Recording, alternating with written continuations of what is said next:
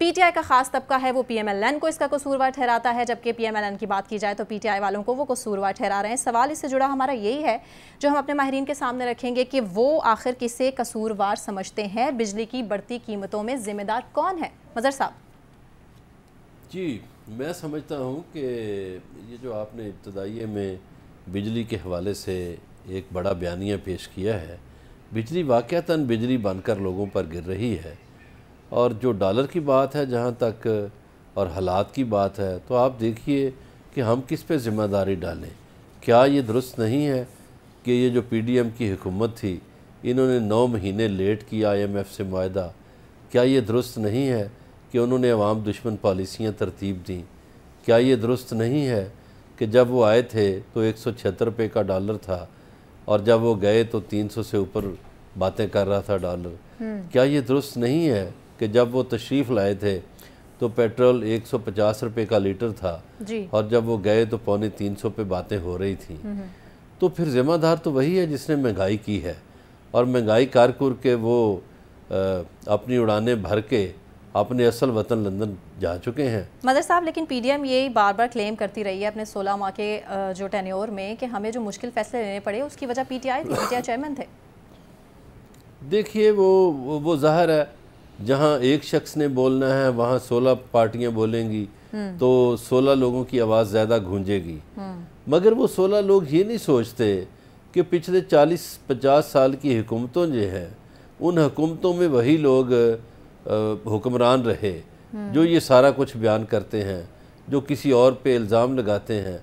کیا یہ درست نہیں کہ 85 میں ڈالر 12 سے 14 روپے کا تھا تو پھر یہ کیسے بڑھا؟ کیا یہ درست نہیں کہ فارن کرنسی اکاؤنٹ سیز کس نے کیے تھے؟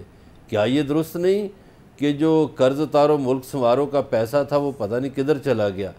کیا یہ درست نہیں کہ 90 کے بعد منی لانڈرنگ شروع ہوئی ہے اور منی لانڈرنگ کے جو ایکسپرٹ ہیں وہ ایک پارٹی کے چہیتے وزیر خزانہ رہے اور بار بار وزیر خزانہ بنتے رہے، انہیں ماہر تصور کیا جاتا رہا؟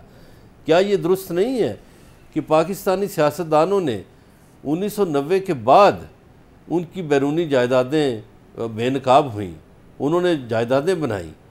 وہ پہلے کیوں جائیدادیں نہ بنا سکے؟ 1960 میں کیوں نہ بنا سکے؟ 1990 کے بعد ہی کیوں نہ بنائیں؟ اس کا مطلب ہے کہ لوٹ مار کا پیسہ کہیں نہ کہیں منی لانڈرنگ ہو کے گیا اور وہ جائیدادیں بنی۔